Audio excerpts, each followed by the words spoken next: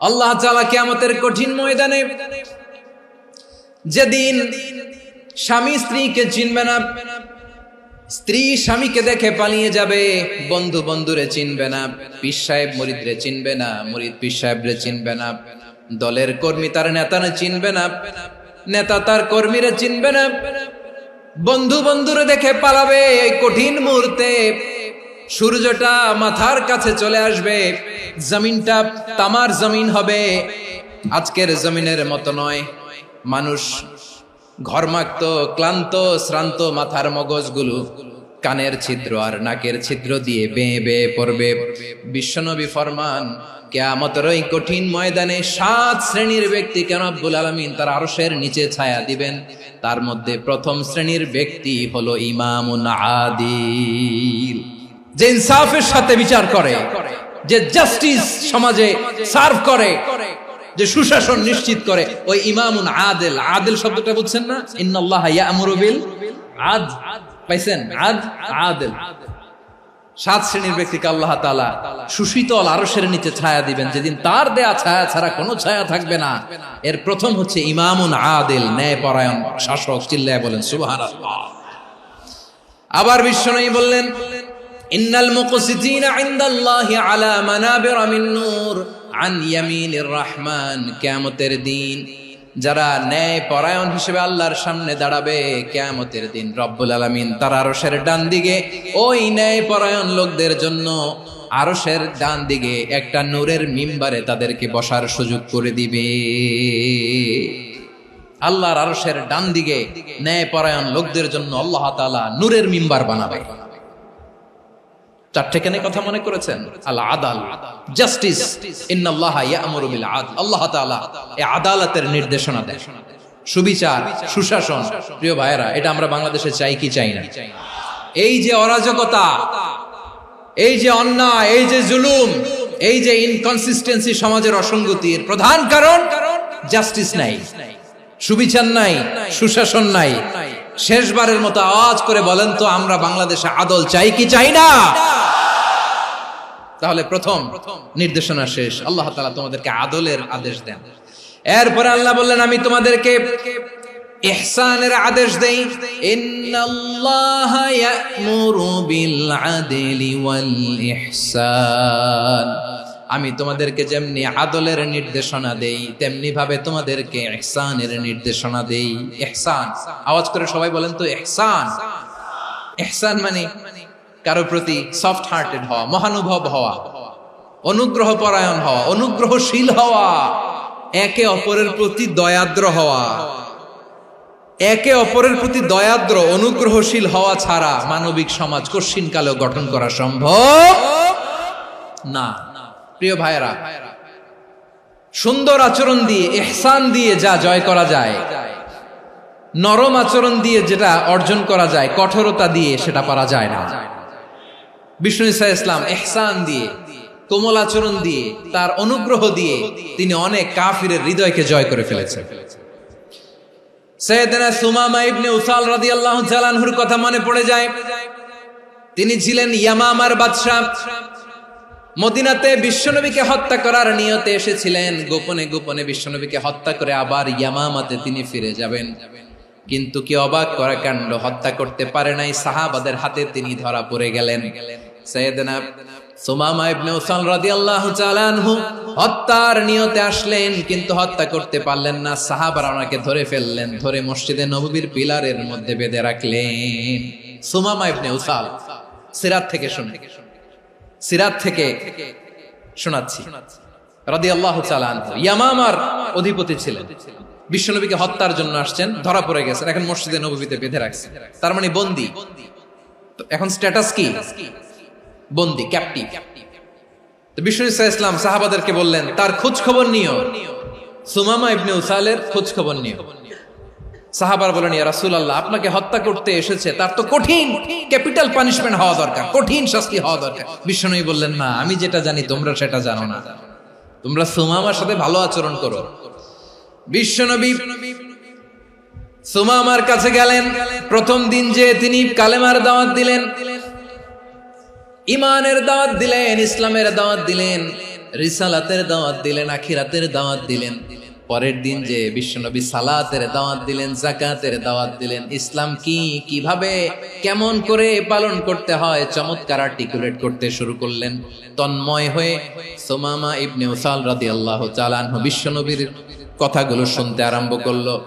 একদিন নয়, 2 দিন নয়, টানা 3 দিন বিশ্বনবী সুমামার কাছে ইসলামকে প্রেজেন্ট করেছেন, উপস্থাপন করেছেন। আওয়াজ করে বলেন, কয় দিন?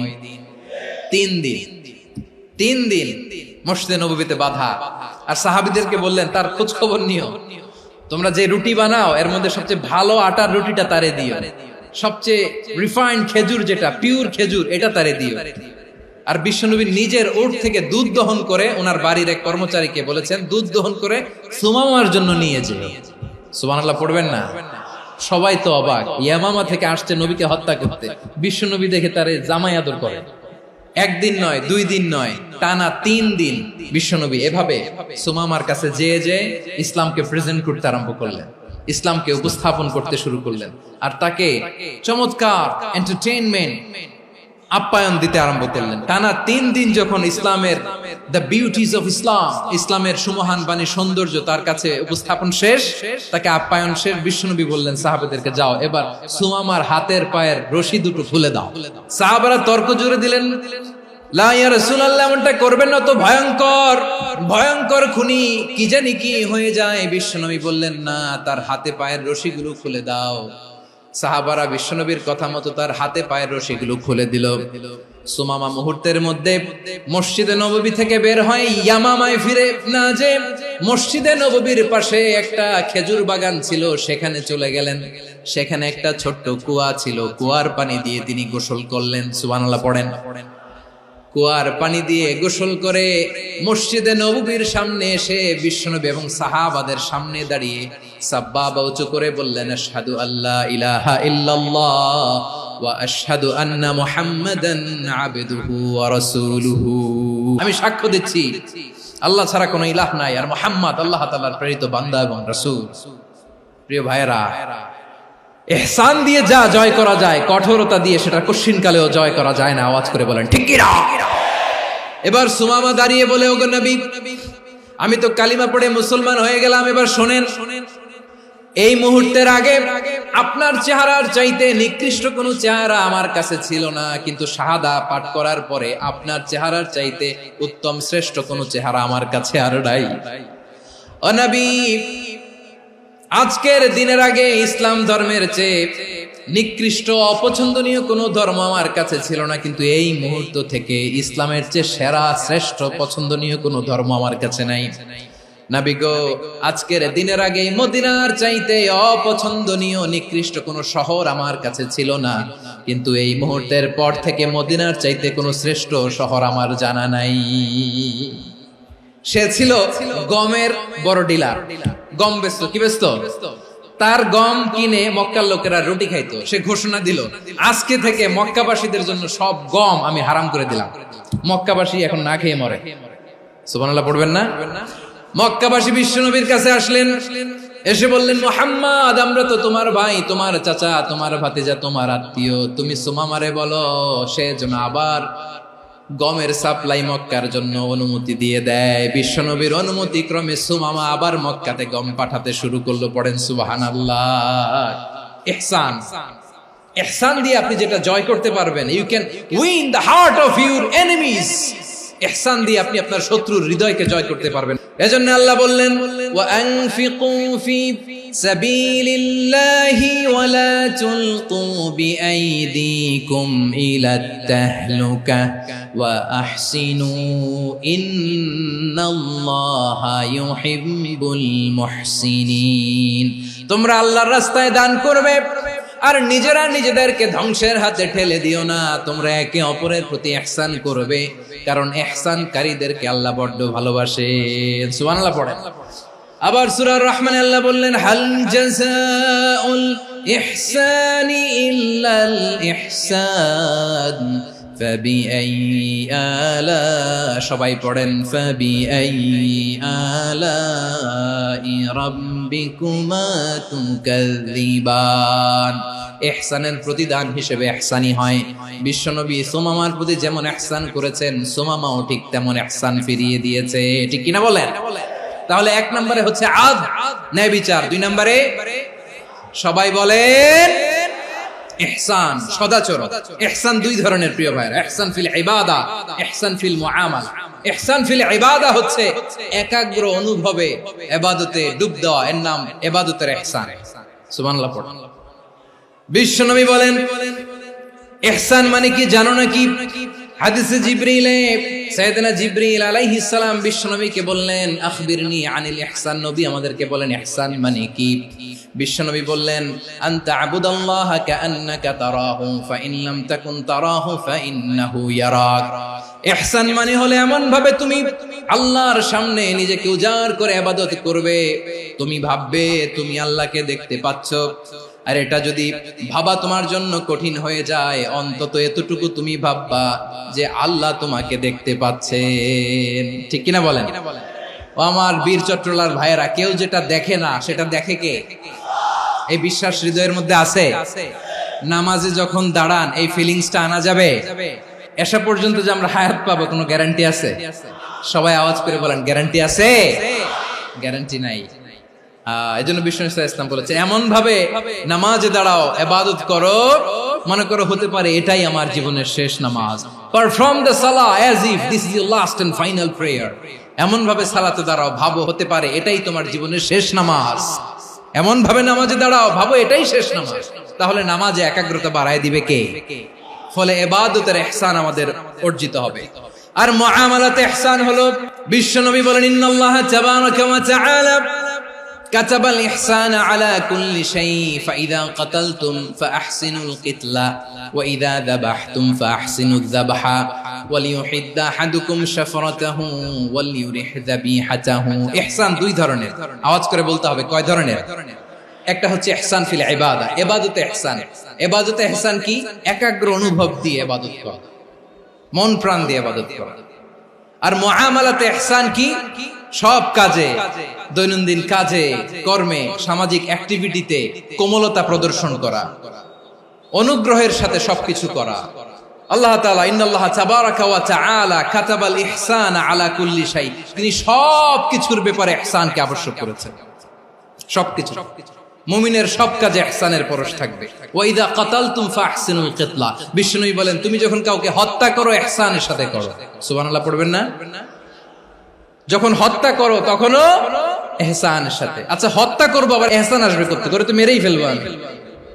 আল্লাহ, ও ভাই একজন খুন করেছে, খুনি, রাষ্ট্রীয় আইনে তার শাস্তি হয়েছে ডেথ পেনাল্টি, মৃত্যুদণ্ড। এখন মৃত্যুদণ্ড দেখে আপনি যেমনি মন চায় তেমনি মারবেন লোকটারে? ওর নাক কেটে ফেলতে পারবেন? ওর কান কাটতে পারবেন? ওর চোখ উপড়ে ফেলতে পারবেন আপনি? যেমন মন চায় তার অঙ্গহানি করা যাবে না। ইহসানের সাথে তাকে হত্যা করো। সুবহানাল্লাহ, this is Islam, this is the true essence of Islam. ওয়া ইযা যাবাহতুম ফাহসিনুয যাবহা, যখন জবাই করবে তখনও ইহসানের সাথে জবাই করবে। করব জবাই, ওইখানেও নাকি ইহসান। আচ্ছা কুরবানির দিন আমরা পশুগুলোরে কি করি বলেন সবাই আওয়াজ করে? জবাই। জবাই মানে তো এটারে মেরেই ফেলতেছি, একটু পরে তো টুকরো টুকরো করে গোশতগুলো খাবো, এটা তো খাবো, এটা তো মেরেই ফেলবে। বিষ্ণু বলে না, জবাইয়ের মধ্যেও মুমিনের জবাইয়ের ভেতরেও ইহসানের পরশ থাকা চাই। যখন জবাই করবে প্রাণীটাকে হাত পা টাইট করে বেঁধে নাও, ছুরিটাকে শার্পেন করে নাও, ধারালো করে নাও, যাতে অল্প সময়ে জবাইটা হয়ে যায়, প্রাণীটা যাতে কম কষ্ট পায়। সুবহানাল্লাহ পড়ে। দিস ইজ কল্ড ইহসান। আল্লাহ তাআলা যেমনি আদলের আদেশ করেছেন, ন্যায় বিচার, জাস্টিস এনশিওর করতে বলেছেন, সমাজে ইহসানের ব্যবহার, ইহসানের অনুশীলন তিনি করতে বলেছেন। এজন্য মুমিনের প্রতিটি কাজে, আমার চট্টগ্রামের ভাইয়েরা আমার দিকে তাকান, খেয়াল করে শুনুন, মুমিন জীবনের প্রতিটি কাজে ইহসানের পরশ থাকা চাই। আমরা যেন আমাদের পরিবারের প্রতি ইহসান করি, আমরা যেন আমাদের কর্মচারীদের প্রতি ইহসান করি, আমরা যেন আমাদের কলিগদের প্রতি ইহসান করি, আমরা যেন আমাদের ভাইদের প্রতি ইহসান করি। মুমিন জীবনের প্রতি কাজে ইহসানের পরশ থাকার দরকার আছে না নাই? কথা বুঝতে পেরেছেন? তাহলে আল্লাহ তাআলার তিনটা আদেশ ছিল, কয়টা গেল? প্রথমে কি ছিল? আদল। দুই নম্বরে তিন নম্বরে রব্বুল আলামিন বললেন ওয়া ইতাইদিল কুরবা, নিকট আত্মীয়দেরকে দান করো। নিকট আত্মীয়দেরকে দাও, যারা তোমাদের ব্লাড কানেকশনের আত্মীয় তাদেরকে তোমরা দাও। এখানে জেনারেলি বললেন দাও, কি দিব সেটা তিনি এখানে বলেন নাই, সেটা তিনি সূরাতুল ইসরার মধ্যে বলেছেন। আল্লাহ বলেন ওয়া আতিযাল কুরবা হাক্কাহ, নিকট আত্মীয়দেরকে তাদের অধিকার, তাদের প্রাপ্য তোমরা বুঝিয়ে দাও। দেখেন, একটা শান্তির সমাজ, একটা সমৃদ্ধ সমাজ, একটা মানবিক সমাজ গঠনের জন্য আল্লাহ তাআলা বেশি না, মাত্র তিনটা অর্ডার, তিনটা ভার্ডিক্ট তিনি জারি করেছেন। এক নাম্বার সুশাসন, ন্যায় বিচার। দুই নাম্বার ইহসান। তিন নাম্বার নিকটাত্মীয়, যারা কাছের, তোমার ভেরি ক্লোজ রিলেশনশিপে আছে, তাদেরকে দাও। দাও, দিলে বাড়িয়ে দেয় কে? অনেকে দিতে চায় না, কৃপণতা করে। দিলে বাড়ায় দেয় কে? ও মিয়া, মদিনার মধ্যে সবচাইতে গরিব সাহাবী ছিল বেলাল রাদিয়াল্লাহু তাআলা আনহু। ওনার এন্টায়ার অ্যাসেট, সম্পদের পরিমাণ কতদূর জানেন? একটা লুঙ্গি। বেলাল রাদিয়াল্লাহু তাআলা আনহু, ওনার টোটাল ওয়েলথের এস্টিমেশন হচ্ছে মাত্র একটা লুঙ্গি। একটা লুঙ্গি, টোটাল ওয়েলথ এস্টিমেশন, টোটাল সম্পদের পরিমাণ বেলাল রাদিয়াল্লাহু তাআলা আনহুর কি ছিল? ওই বেলাল রাদিয়াল্লাহু তাআলা আনহুকে বিষ্ণু ইসলাম বলেছেন আনফিক ইয়া বেলাল, ও বেলাল তুমিও দাও। ওয়ালা তাখশা মিন যিল আরশি ইখলালা, আরশের অধিপতির তো কোনো ঘাটতি নাই, তুমি দিলে ওই আল্লাহ তোমারে বাড়ায় দিবে। এজন্য আমার প্রিয় ভাইয়েরা, দিলে কমে না, দিলে বাড়ে। অনেকে ধরে রাখে, নতুন কিছু নিতে পারে না, হাত দিয়ে যেটা ধরে রেখেছেন এটা দিয়ে দেন, বড় একটা ধরার সুযোগ পাবেন। জোরে বলেন ঠিক কিনা? রব্বুল আলামিন বললেন তিন নাম্বার আদেশ হলো তোমাদের প্রতি, সমাজটারে কেমন করে মানবিক সমাজ, সুন্দর সমাজ গড়বা। তিন নাম্বার আদেশ হলো ওয়া আতিদাল কুরবা হাক্কা, নিকট আত্মীয়দেরকে তাদের প্রাপ্য বুঝিয়ে দাও। এই নিকট আত্মীয়দেরকে তাদের অধিকার বুঝিয়ে দেওয়া, প্রাপ্য বুঝিয়ে দেওয়াতে আমাদের গাফলতি আছে না নাই? অনেকে দেখবেন অনেক আল্লাহওয়ালা, তাহাজ্জুদ গুজার, সেজদা দিতে দিতে কপালে কালো দাগ ফেলে দিছে, সে তার বোনের হকটা আদায় করে নাই, আছে না নাই? অনেক বড় হাজী সাহেব, বিশাল লম্বা দাড়ি, ছেলেরে সব দিয়ে দিছে, মেয়েরে কিছু দেয় নাই, মেয়ের হক আদায় করে নাই, আছে না নাই? এই হাজী সাহেবেরা, এই আল্লাহওয়ালারা কিয়ামতের ময়দানে আটকে যাবে। আপনি অন্যের অধিকার নষ্ট করেছেন, তাদের রাইটস কে ভায়োলেট করেছেন। এজন্য আল্লাহ তাআলা বলেন, কারো অধিকার যদি কেউ নষ্ট করে, ওই সমাজটা মানবিক সমাজ কঠিনকালেও হতে পারে না। এজন্য তিন নম্বর আল্লাহ বললেন ওয়া ইতাইদিল কুরবা, নিকট আত্মীয়দেরকে দাও। কি দিবা? তাদের অধিকার দিয়ে দাও। বোনের অধিকার বুঝিয়ে দাও, মেয়ের অধিকার বুঝিয়ে দাও, ফুফুর অধিকার বুঝিয়ে দাও। দেখবেন অনেক মায়েরা ছেলের পাতে মুরগির রান দেয়, মেয়ের পাতে দেয় মুরগির ঠ্যাং। তো মেয়ের কি মুরগির রান খেতে মনে চায় না? মনে চায় না? এমনটা করা যাবে না। নিকটাত্মীয়দেরকে অধিকার দিয়ে দাও, নিকটাত্মীয়ের সাথে সুসম্পর্ক রাখো। আদেশটা কার? এজন্য প্রিয় ভাইয়েরা, জীবনে যদি বারাকা অর্জন করতে চান, নিকটাত্মীয়দের সাথে সুসম্পর্ক রাখতে হবে, তাদের জন্য উপহার পাঠাতে হবে। বিশ্বনবী বলেন লা ইয়াদখুলুল জান্নাতা কাতে, যে ব্যক্তি আত্মীয়তার সম্পর্ককে ছিন্ন করে দেয়, সে কঠিন কালেও আল্লাহর জান্নাতে ঢুকবে না। আপনি কি এটারে সহজ হাদিস মনে করছেন? এটা সহজ কথা? আপনি ভাবছেন আপনার নামাজ আপনারে বাঁচাতে পারবে, আপনার রোজা বাঁচাতে পারবে, আপনার তাহাজ্জুদ আপনারে বাঁচাতে পারবে? অধিকার নষ্ট করলে কিছুই আপনারে বাঁচাতে পারবে না। এজন্য নিকট আত্মীয়দেরকে দিতে হবে বেশি বেশি। বিশ্বনবী বলেন ইন্না সাদাকাতা আলাল মিসকিনি সাদাকা ওয়া আলা যির রাহিমি ইসনাতান সাদাকাতুন ওয়া সিলা। মিসকিনরে দান করলে শুধু দানের সওয়াব হয়, নিকট আত্মীয়কে দান করলে দুইটার সওয়াব হয়, সাদাকার সওয়াব হয়, আবার আত্মীয়তার বন্ধন অটুট রাখার সওয়াব হয়ে যায়। আবার বিশ্বনবী বললেন মান সাররাহু আইয়ুবসাতা লাহু ফি রিজকিহি ওয়া ইনসালাহু ফি আসারিহি ফালইয়াসিল রাহিমা। যে ব্যক্তি তার রিজিকের প্রশস্ততা চায় আর হায়াতে বরকত চায়, সে যেন তার আত্মীয়ের সাথে সুসম্পর্ক রাখে। আমার প্রিয় চট্টলার ভাইয়েরা, আমাদের রিজিক বাড়ুক, এটা আমরা চাই কি চাই না? সবাই চান? হ্যাঁ, আমাদের রিজিকে প্রশস্ততা আসুক, চাই কি চাই না? আমাদের হায়াতে বরকত আসুক, আমরা চাই কি চাই না? এই দুইটা যদি চান তাহলে নিকটাত্মীয়দের সাথে সুসম্পর্ক রাখবেন। পারবেন? তাহলে সমাজটারে মানবিক সমাজ বানায় দিবে কে? তিনটা আদেশ চলে গেল। 1 নম্বরে কি ছিল? 2 নম্বরে, 3 নম্বরে নিকটাত্মীয়দেরকে দান। আল্লাহ তাআলা তিনটা জিনিসের যেমনি আদেশ করেছেন, অনুরূপ ভাবে তিনটা বিষয় তিনি বারণ করেছেন, নিষেধ করেছেন। ওগুলোর কাছেও যাওয়া যাবে। রাব্বুল আলামিন বলেন, ওয়ায়ানহা আনিল ফাহশাই ওয়াল মুনকারি ওয়াল বাগি। আমি যেমনি তিনটি বিষয়ে আদেশ করলাম, অনুরূপ ভাবে তিনটি বিষয়ে বারণ করলাম, নিষেধ করলাম। আমার 1 নাম্বার নিষেধাজ্ঞা হলো অশ্লীলতার প্রতি। ফাহশা, ওয়ায়ানহা আনিল ফাহশা, আল্লাহ তাআলা অশ্লীলতাকে নিষেধ করেছেন। কোন জিনিসকে? সবাই বলুন, কোন জিনিসকে? যত ধরনের, যত টাইপের, যত ক্যাটাগরির অশ্লীলতা হতে পারে সব অশ্লীলতাকে হারাম করেছেন কে? ফাহশা মানে কি? কথায়, কাজে, আচরণে, কমেন্ট, ফেসবুকের কমেন্টসে যত ধরনের নোংরামো আছে, যত ধরনের অশ্লীলতা আছে, এটাকে আরবিতে বলে ফাহশা। রাব্বুল আলামিন বলেন, কুল ইন্নামা حرم ربي الفواحش ما ظهر منها وما بطن। ও নবী, আপনি বলে দেন, আমার রব প্রকাশ্য, অপ্রকাশ্য, স্পষ্ট কিংবা অস্পষ্ট, দৃশ্যমান কিংবা অদৃশ্যমান সব অশ্লীলতাকে হারাম করেছেন। সব ধরনের অশ্লীলতা হারাম। আল্লাহ তাআলা আমাদেরকে অশ্লীলতা থেকে বাঁচান। এবার বলেন, আমাদের সমাজে অশ্লীলতা আছে না নাই?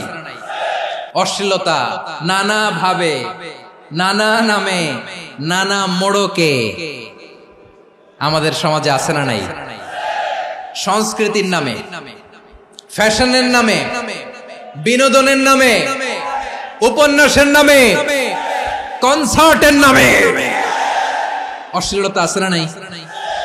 আপনি দেখেছেন কনসার্টগুলোর অবস্থা? আমাদের তরুণ তরুণীরা, আমাদের যুবক যুবতীরা, আমাদের জেনজিরা, কি অবস্থা ওইখানে? কনসার্টের নামে অশ্লীলতা আছে না নাই? ছেলে মেয়ে একে অপরকে জড়ায় ধরতেছে, একে অপরকে চুমু খাচ্ছে, প্রকাশ্যে, দিবালোকে, গণমানুষের সামনে। আল্লাহ তাআলা এই অশ্লীলতা থেকে আমাদেরকে বেঁচে থাকতে বলেছেন। রূপালী জগতের নামে অশ্লীলতা আছে না নাই? এই টার্মটা আপনারা জানেন না? রূপালী জগৎ কি জগৎ? আসলে কি রূপালী জগৎ না অন্ধকার জগৎ? আমার বোনেরা, আপনাদেরকে যে কি বলে তারা বুঝায়, রূপালী জগৎ শুনেই আপনি ভরকে যাবেন না। রূপালী জগতে যে নারী যত বেশি উলঙ্গ, সে নাকি তত বেশি সাহসী। জানেন? বলে এটা একটা সাহসী নারী, খুব সাহসী পদক্ষেপ তার। যত বেশি শরীর থেকে কাপড় নামাতে পারবে, যত বেশি বস্ত্রহীন হয়ে নিজেকে প্রেজেন্ট করতে পারবে, সে নাকি তত বেশি সাহসী। আমার চট্টলার ভাইয়েরা, শয়তানের প্রথমে এজেন্ডা ছিল বনি আদমকে বস্ত্রহীন করা। সে আদম এবং হাওয়া আলাইহিস সালামকে নিষিদ্ধ গাছের ফল খাইয়ে তাদেরকে বস্ত্রহীন করেছে। এই জামিনেও সে আমাদেরকে বস্ত্রহীন করতে চাইবে। এই রূপালী জগতের নামে তারা এটা করে। আমার প্রিয় বোনেরা, আপনি জানেন না আপনার দাম কত। ওরা আপনাদেরকে বিজ্ঞাপনের সস্তা পণ্য বানাতে চায়। ওরা আপনাদেরকে ওদের ভোগের লিপসার টুলস বানাতে চায়। ওরা আপনাদেরকে দিয়ে ওদের খায়েশ পূরণ করতে চায়। এটা আপনাদের জন্য মোটেও ডিগনিটি নয়, এটা আপনাদের জন্য সম্মান নয়। আপনার সম্মান শালীনতায়, আপনার সম্মান হেজাবে, আপনার সম্মান ভদ্রতায়, আপনার সম্মান আপনার ডিসেন্ট পোশাকে। পোশাক বলে দেয় এই নারীটা ভদ্র না অভদ্র। পোশাক বলে দেয় এই মেয়েটা কোন ঘরের মেয়ে। আপনি জানেন না, আপনারা সস্তা পণ্য বানায়, ভোগের পণ্য, বিলবোর্ডে আপনাকে উলঙ্গ করে উপস্থাপন করে। এই অশ্লীলতার সাথে ইসলামের কোন সম্পর্ক। এজন্য আল্লাহ বলেন, আমি অশ্লীলতাকে হারাম করেছি। অশ্লীলতাকে হারাম করার প্রথম কারণ হলো এর মাধ্যমে মানবতাকে অপমানিত করা হয়। কারণ মানুষের সম্মান মানুষের পোশাকে। মানুষ যখন পোশাকহীন হয়ে যায়, বস্ত্রহীন হয়ে যায়, তার সম্মান কমে যায়। ঠিক কিনা? অশ্লীলতাকে হারাম করার প্রথম কারণ হচ্ছে মানুষ মানুষকে অপমান করে। একটা নারী, সে তো সম্মানিত। নারী যে কত সম্মানিত, নারীরা এটা বুঝেই নাই। বিশ্বনবী বলেন আদ-দুনিয়া কুল্লুহা মাতা ওয়া খায়রু মাতা'আদ দুনিয়া আল মারআতুস সালিহা। আমার বোনেরা, 5টা প্যান্ডেলে আপনারা এলইডিতে আমার আলোচনা শুনছেন, আমি জানি। আপনাদের এই গর্ভ যে কত দামি আপনি জানেন না। আপনার পেট থেকেই আসবে আগামী দিনের সালাহুদ্দিন আল আইয়ুবী। আপনার পেট থেকেই আসবে অনাগত দিনের ইমাম মাহদী আল মুনতাযর। আপনার পেট থেকেই আসবে অনাগত দিনের ফয়সাল, ওয়াসিম, মুগ্ধ, আবু সাইদের মতো বীর যোদ্ধা। আমার প্রিয় বোনেরা, আমার প্রিয় বোনেরা, বিশ্বনবীর কথার ওজন খেয়াল করেন। আদ-দুনিয়া কুল্লুহা মাতা ওয়া খায়রু মাতা'আদ দুনিয়া আল মারআতুস সালিহা। দুনিয়ার সবকিছুই অ্যাসেট, এর মধ্যে সবচেয়ে দামি অ্যাসেট নেককার নারী। আপনার গর্ভ যে কত দামি আপনি জানেন না। নিজের সময়টাকে কাজে লাগান, কোরআন পড়েন, সুন্নাহ পড়েন। আপনার অনেক দায়িত্ব ঘরে। You are the MD of your family. একটা family it's a very big institution. পরিবার একটা অনেক বড় প্রতিষ্ঠান। And you are the MD of your institution. আপনি এই পরিবারের MD, managing director of your family. এখানে আপনার কত দায়িত্ব। আপনি ছেলে মেয়েদেরকে তারবিয়া করবেন, আপনি আপনার স্বামীর জন্য ঘরটারে জান্নাতের নীর বানাবেন, আপনার জন্য জান্নাতের ডুপ্লেক্স বাড়ি ওইখানে তৈরি করে রাখবে কে? আপনি যে কত দামি আপনি জানেন না। নারীদেরকে আল্লাহ বানিয়েছেন উচ্চতর করে, নিম্নতর নয়। নারীদেরকে ছোট্ট জিনিস দিলে এটারে বড় করে দেয়। নারীদেরকে ভ্রূণ দিলে, শুক্রাণু দিলে নারী এটারে বাচ্চা হিসেবে উপহার দেয়, ঠিক কিনা? বিয়ের মাধ্যমে স্বামী যখন তার শুক্রাণু তার স্ত্রীকে উপহার দেয়, স্ত্রী রিটার্নে কি উপহার দেয়? ফুল ফর্ম বেবি, মানব সন্তান। দেখছেন, আপনি দিলেন একটুকুনি, দিছে বিশাল। আপনি যদি নারীকে বাজার এনে দেন, নারী এটাকে সুস্বাদু খাবারে রূপান্তর করে দেয়। আপনি তাকে একটা মুচকি হাসি দিয়ে দেন, সে তার কলিজা দিয়ে দেয়। কিন্তু যদি আপনি তার মনে কষ্ট দেন, সে আপনার জীবনকে জাহান্নাম বানায়া দেয়। নারীর মন বুঝতে পারলে নেয়ামত, বুঝতে না পারলে কিয়ামত। আমার প্রিয় বোনেরা, আপনি যে কত দামি আপনি জানেন না। অনেক দামি আপনি। আপনাদেরকে যেন ভোগের সস্তা পণ্য বানাতে না পারে, আপনাদেরকে সচেতন থাকতে হবে। তাহলে কেন আল্লাহ তাআলা এই ফাহশা, অশ্লীলতাকে হারাম করলেন? 1 নাম্বার, এতে হিউম্যান ডিগনিটি কমে। 2 নাম্বার, এতে মানুষের অধিকার নষ্ট হয়। আপনি বিয়ে করেছেন, এরে পরকিয়া করেন, ওর সাথে এরকম আছে না নাই? স্ত্রীর অধিকার নষ্ট করেছেন। আপনি বিবাহ সম্পর্কে আবদ্ধ হয়েছেন তার সাথে, আপনি পরকিয়া করেন ওই ছেলের সাথে, আপনি আপনার হাজবেন্ডের সাথে বিট্রে করেছেন। এজন্য আল্লাহ অশ্লীলতাকে হারাম করেছেন। অশ্লীলতাকে হারাম করার আরেকটা কারণ হচ্ছে আল্লাহ তাআলা এই হিউম্যান জেনারেশনকে এটাকে প্রিজার্ভ করতে চায়। হিফজুন নাসল, এটা মাকাসিদুশ শরিয়ার অনেক গুরুত্বপূর্ণ একটা মাকাসিদ, অনেক গুরুত্বপূর্ণ। আপনার নাসল, আপনার জেনারেশনকে সংরক্ষণ করা। এই যে আসতেছে ফেব্রুয়ারি, কত ফেব্রুয়ারি জানো? এটা কি বিশ্ব ভালোবাসা দিবস? হ্যাঁ, কি দিবস? এই বিশ্ব ভালোবাসা দিবসের সাথে মুসলমানদের কোনো সম্পর্ক নাই। আমার প্রিয় ভাইরা, এই যে আপনি অবৈধ সম্পর্কে জড়ালেন, কেন আল্লাহ অশ্লীলতাকে হারাম করেছে দেখেন। বলতেছিলাম যে এটা আপনার নাসল, আপনার জেনারেশন, আপনার লিনিয়েজ, আপনার বংশকে প্রিজার্ভ করা। কে কার বাবা, কে কার মা, বাবা মা জানা, প্রজন্মকে প্রিজার্ভ করা, এটা ইসলাম ওয়াজিব করে দিয়েছে। এই যে অবৈধ সম্পর্কের কারণে, বিশ্ব বেহায়া দিবসের কারণে, এগুলোর আউটকাম, আউটপুট হিসেবে মাঝে মাঝে এই ঢাকা মেডিকেলের ডাস্টবিনে নবজাতকের বাচ্চার কান্নার আওয়াজ শুনতে পাওয়া যায়। চট্টগ্রাম মেডিকেলের ডাস্টবিনে নবজাতকের কান্না শুনতে পাওয়া যায়। বীর চট্টলার মুসলমানেরা বুঝতে পারলে আওয়াজ করে বলেন, এই যে চট্টগ্রাম মেডিকেলে যে নবজাতকটা পাওয়া গেল, ওর বাবাকে আমাকে বলেন, ওর মাকে, ও কোন ফ্যামিলির সন্তান কেউ জানে?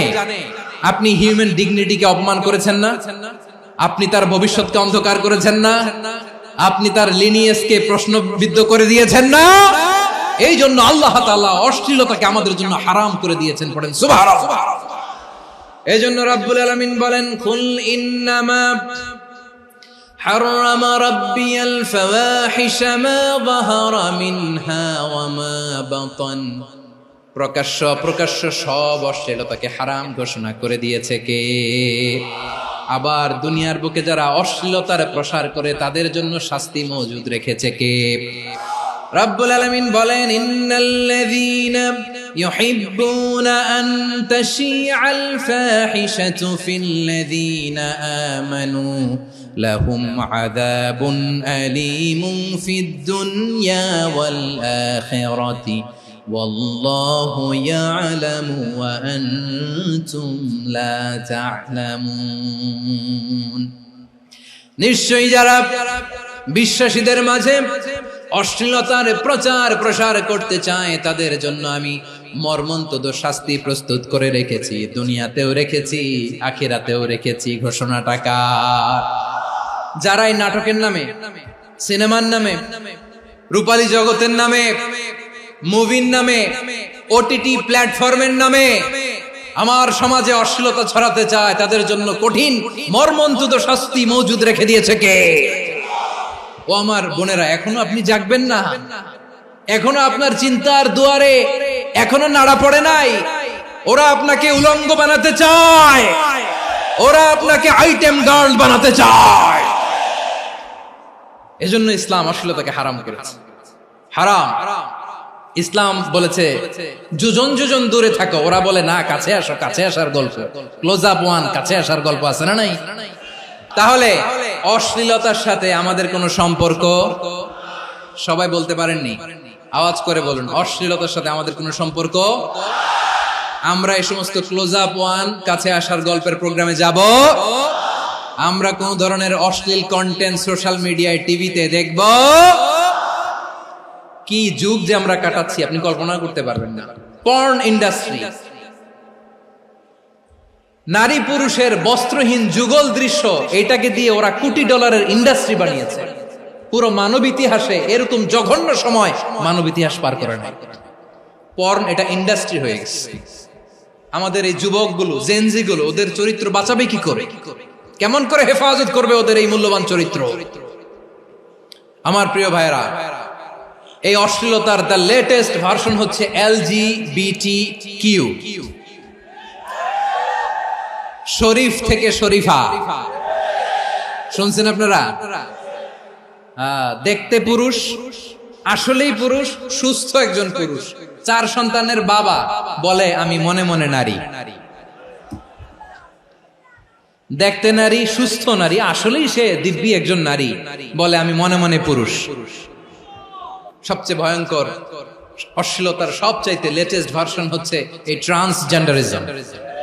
সুস্থ পুরুষ তার বায়োলজিক্যাল গ্রোথকে হরমোন দিয়ে স্টপ করে দিয়ে সে সার্জারি করে নারী হতে চায়, সুস্থ নারী পুরুষ হতে চায়। পুরুষ পুরুষের প্রতি সেক্সুয়ালি আকর্ষণ বোধ করে, এটা লূত আলাইহিস সালামের কওমের মধ্যে ছিল। এটাকে আল্লাহ কোরআনে ফাহিশা বলেছেন। ওয়ালুতান ইয قال لقومه أتأتون الفاحشة ما سبقكم بها من أحد من العالمين। লূত আলাইহিস সালাম বললেন, তোমরা কি এমন এক অশ্লীল কার্যক্রমে ডুব দিলে নাকি যেটা গোটা বিশ্বের কেউ কখনো করে নাই, তোমরাই প্রথম করেছো? পড়েন নাউযুবিল্লাহ। এই পশ্চিমের এই রোগ আমার দেশে যেন আসতে না পারে, আমাদের সজাগ থাকতে হবে। প্রিয় ভাইরা, চিল্লায় বলেন ঠিক কি না? পশ্চিমের অবস্থা ভয়ঙ্কর। পাশ্চাত্যে, আমি যুক্তরাষ্ট্রে ছিলাম অনেকদিন, কয়েক মাস, বিভিন্ন স্টেটে ঘুরেছি। গার্ডিয়ানরা উদ্বিগ্ন, ছেলে মেয়েদেরকে, ছোট্ট ছেলে মেয়ে, ওদেরকে জিজ্ঞেস করে, তুমি how do you feel right now inside yourself? তুমি ভিতরে ভিতরে কেমন ফিল করো? তোমার কি ছেলে ছেলে লাগে না মেয়ে মেয়ে লাগে? আচ্ছা বলেন, এই ছোট্ট বাচ্চাটাও কি এগুলো জেন্ডার অ্যাসাইনমেন্ট বলতে এগুলো কিছু বুঝে? এইভাবে মিসগাইড করা হচ্ছে। কৌতূহল বশত ছোট্ট ছেলে যদি বলে আমার তো মেয়ে মেয়ে লাগে, তখন বলে যে না তুমি মেয়ে, ছেলে না। মা বাবা বাধা দিলে ওকে আলাদা গভর্নমেন্ট হাউসে নিয়ে যায়। ভয়ঙ্করতম অবস্থা। আমরা একটা সময় শুনতাম যে হুজুর আমার ছেলেটা খুব ভালো, হাফেজে কোরআন, আল্লাহওয়ালা। হুজুর আমার ছেলে দাড়ি রাখছে, আল্লাহওয়ালা। হুজুর আমার ছেলে 5 ওয়াক্ত সালাত জামাতের সাথে পড়ে, তার মানে আল্লাহওয়ালা। পশ্চিমে যে আমি কি শুনছি জানেন? ওরা বলে হুজুর আমার ছেলেটা ইউনিভার্সিটির একটা মেয়ের সাথে প্রেম করে, ও খুব আল্লাহওয়ালা, হুজুর দোয়া করবেন। এর কারণ ওদের কাছে আল্লাহওয়ালার ক্রাইটেরিয়া হচ্ছে হুজুর আমার ছেলেটা আরেক ছেলের পছন্দ করে নাই, আমার মেয়েটা আরেক মেয়েকে ভালোবাসে নাই, এজন্য আমার ছেলেটা আল্লাহওয়ালা, হুজুর ওর জন্য একটু দোয়া করে দিয়েন। কি চ্যালেঞ্জ ওরা ফেস করতেছে। ওনার ছেলে যে আরেক ছেলেরে বিয়ে করবে না, এটাতেই উনি খুশি যে আলহামদুলিল্লাহ আমার ছেলেটা একটা মেয়েরে ভালোবাসে, আমার মেয়েটা একটা ছেলেরে ভালোবাসে, মানে এটা খুব আল্লাহওয়ালা। নাউজুবিল্লাহ পড়তে পারলেন না? এজন্য অশ্লীলতার সাথে আমাদের কোন সম্পর্ক। রাব্বুল আলামিন বলেন ওয়ায়ানহা আনিল ফাহশাই ওয়াল মুনকারি ওয়াল বাগি, তিনটা জিনিসকে আমি নিষিদ্ধ করলাম। এক নাম্বার হলো ফাহশা, অশ্লীলতা। দুই নম্বরে হলো মুনকার, সমস্ত মন্দ কাজ। মুনকার মানে হচ্ছে যত মন্দ কাজ, খারাপ কাজ, বাজে কাজ, এটার বলে মুনকার। এটার কি বলে? আপনারা পড়ছেন না, তা'মুরুনা বিল মা'রুফি ওয়া তানহাউনা আনিল মুনকার। সৎ কাজের আদেশ, অসৎ কাজের নিষেধ। মুনকার, মুনকার হচ্ছে মানুষের স্বাভাবিক বিবেকবোধ যেটাকে খারাপ বলে, ওইটাই মুনকার। পৃথিবীর সব আসমানি গ্রন্থ যেটাকে খারাপ বলেছে, মানুষের স্বাভাবিক বিবেকবোধ যেটাকে খারাপ বলেছে, এগুলো সব মুনকার। যেমন ইফতিজিং, এটা কি ভালো না খারাপ? মজুদদারি, খাদ্যে ভেজাল দেওয়া, ওজনে কম দেওয়া, মাছে ফরমালিন মিশানো, চাঁদাবাজি, টেন্ডারবাজি, দখলবাজি, এগুলো আমাদের স্বাভাবিক বিবেকেই বলে এগুলো খারাপ, এগুলো হচ্ছে মুনকার। আল্লাহ তাআলা এই মুনকার থেকে আমাদেরকে বেঁচে থাকতে বলেন, আর শয়তান এই মুনকারের প্রতি আমাদেরকে উদ্বুদ্ধ করে। আল্লাহ তাআলা বললেন, ইয়া আইয়ুহাল্লাযীনা আমানু লা তাত্তাবিউ খুতুওয়াতিশ শাইতান ওয়া মান ইয়াত্তাবি' খুতুওয়াতিশ শাইতানি ফাইন্নাহু ইয়া'মুরু বিল ফাহশাই ওয়াল মুনকার। আল্লাহ বললেন, আমার গোলামেরা শোনো শোনো, ও আমার বিশ্বাসী বান্দারা খবরদার, তোমরা কশিনকালেও শয়তানের পদাঙ্ক অনুসরণ করবে না, কারণ শয়তান তোমাদেরকে অশ্লীলতা এবং মন্দ কাজের দিকে উদ্বুদ্ধ করে। আমাদের কাজ হচ্ছে শয়তান আমাদেরকে যেদিকে নিতে চায় আমরা তার উল্টা দিকে যাব। শয়তান এই মন্দ কাজকে আমাদের কাছে বিউটিফাই করে, চাকচিক্যময় করে আমাদের সামনে উপস্থাপন করে। এজন্য আল্লাহ বলেন মুনকারকে থামাতে হবে, মুনকার প্রতিরোধ করতে হবে। মুনকার প্রতিরোধের দায়িত্ব শুধু আমাদের নাকি? শুধু আপনার খতিব সাহেবের, ইমাম সাহেবের, নাকি মুসলিম উম্মার সবার? আওয়াজ করে বলুন, মুনকার অসৎ কাজ প্রতিরোধের দায়িত্ব কার? রাব্বুল আলামিন বলেন, কুনতুম খায়রা উম্মাতিন উখরিজাত লিন-নাসি তা'মুরুনা বিল মা'রুফি ওয়া তানহাউনা আনিল মুনকার। তোমাদেরকে শ্রেষ্ঠ জাতি করে জমিনের মধ্যে আবির্ভূত করা হয়েছে, যাতে করে তোমরা জমিনের ভেতরে সৎ কাজের আদেশ করতে পারো আর অসৎ কাজের নিষেধ করতে পারো। উম্মাহ, কুনতুম খায়রা, তাহলে গোটা উম্মার দায়িত্ব, এটা বুঝতে পারছেন তো? আচ্ছা, আরো নিচে আসেন।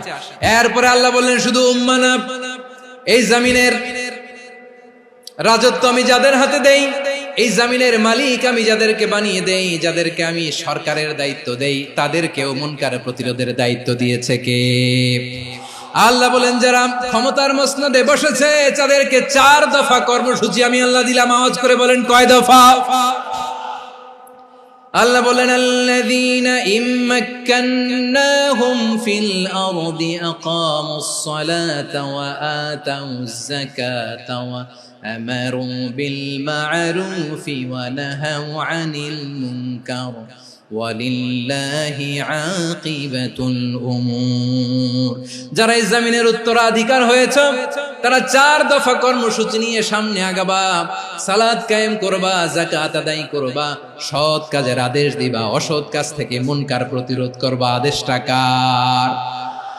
আমার প্রিয় চট্টলার ভাইরা, পুরো উম্মার দায়িত্ব মুনকার প্রতিরোধ করা, সরকার প্রধানের দায়িত্ব মুনকার প্রতিরোধ করা। এরপর আল্লাহ বলেন, প্রতিটা ফ্যামিলির যিনি প্রধান, সিইও, বাবা, প্রত্যেক বাবারও দায়িত্ব এই মুনকার প্রতিরোধ করা। আওয়াজ করে বলেন ঠিক কি না? যেমনটি সাইয়েদনা লোকমান আলাইহিস সালাম ওনার কলিজার টুকরা সন্তানকে আদেশ করেছেন, ইয়া বুনাইয়া আকিমিস সালাতা ওয়া'মুর বিল মা'রুফি ওয়ানহা আনিল মুনকার। পড়েন সুবহানাল্লাহ।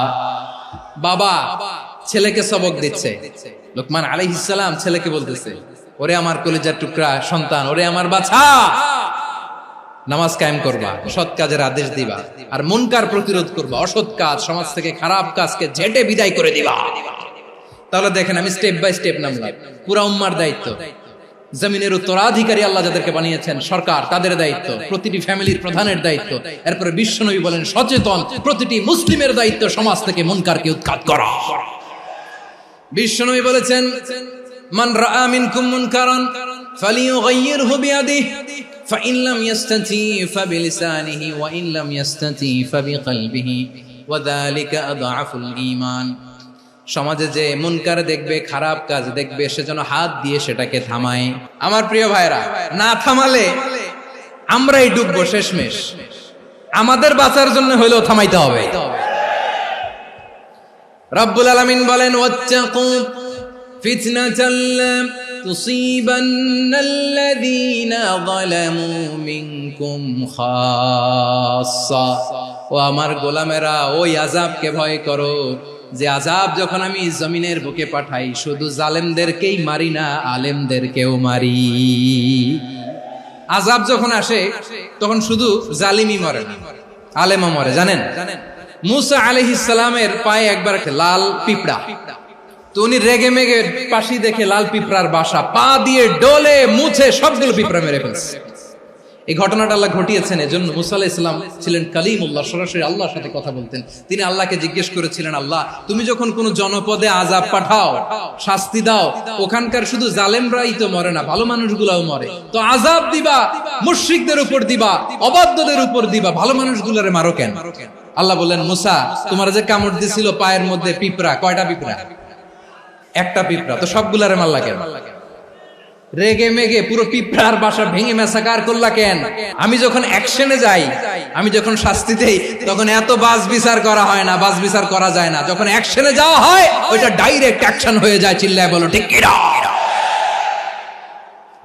এজন্য আমাদের বাঁচার জন্য হলেও এই পাপ থামাতে হবে, এই শয়তানের অট্টহাসি থামাতে হবে, অন্যায় অপরাধ সমাজ থেকে আমাদের থামাতে হবে।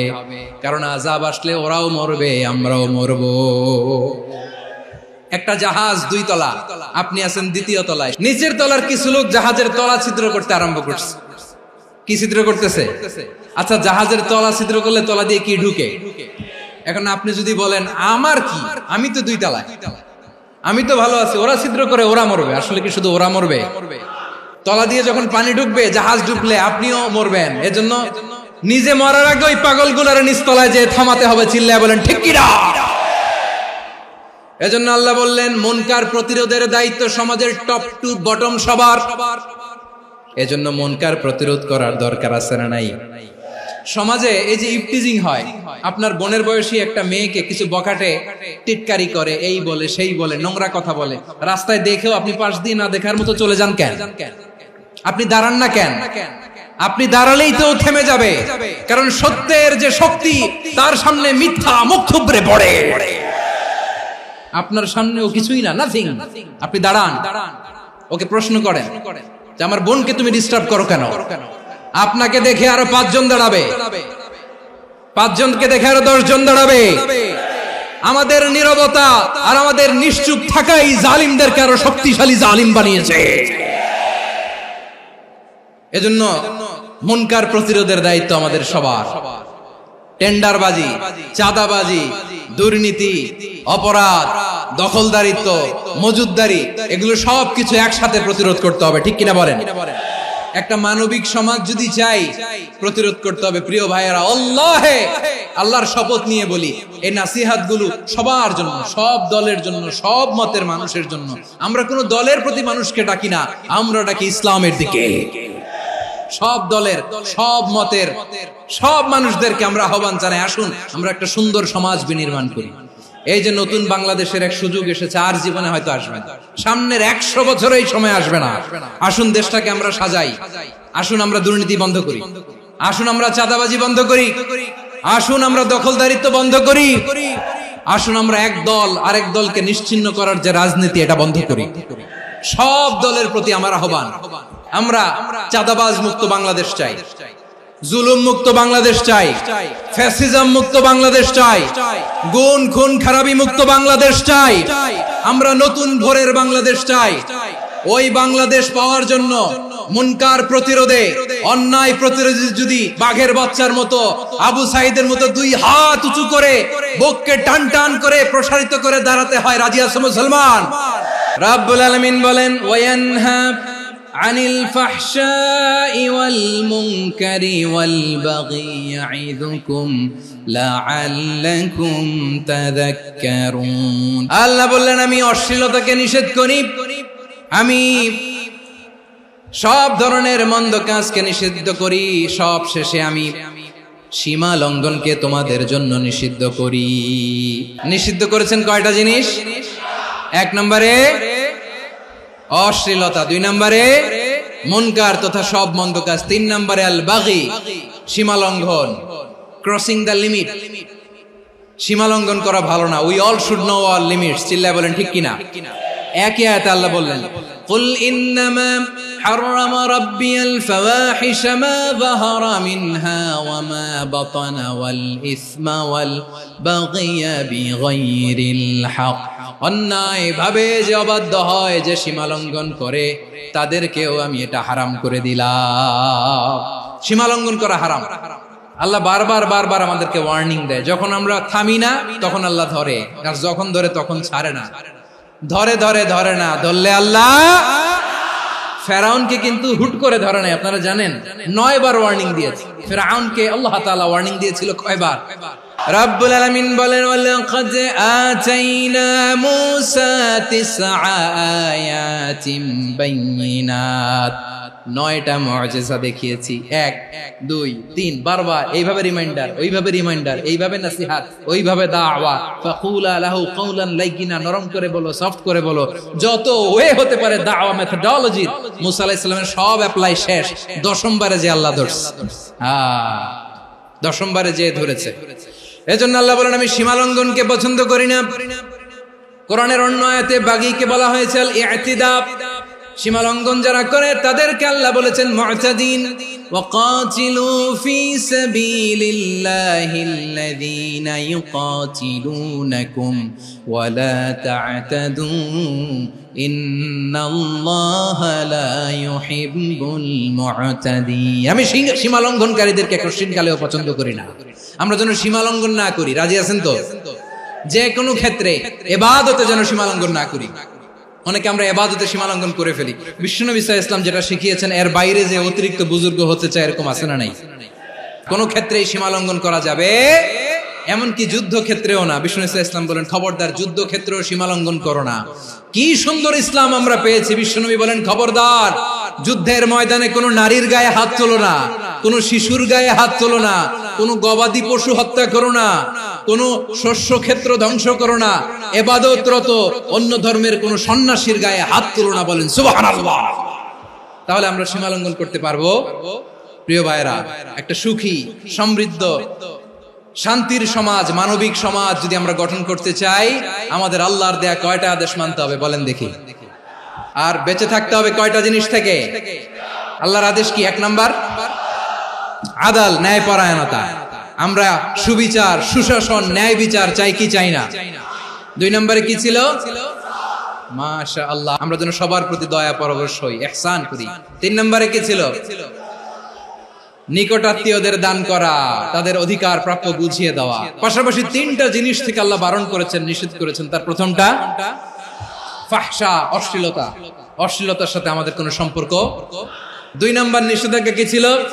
আল মুনকার, সমাজের যত মন্দ কাজ এগুলোকে আমরা প্রতিরোধ করব। রাজি আছেন তো সবাই? 3 নম্বরে আল বাগী, সীমালঙ্ঘন। কোন মুসলিম সীমালঙ্ঘন করে না। রাব্বুল আলামিন শেষে বললেন ইয়াইদুকুম লাআল্লাকুম তাযাক্কারুন। আল্লাহ তোমাদেরকে উপদেশ দেন যাতে তোমরা শিক্ষা গ্রহণ করো। আমরা উপদেশ দেব, আমরা জোর করে কাউরে কিছু মানাতে চাই না। লা ইকরাহা ফিদ্দিন ওয়াযাক্কির ফাইন্না যিকরা তানফাউল মুমিনিন। উপদেশ দিলে এটা মুমিনদের কাজে দেয়।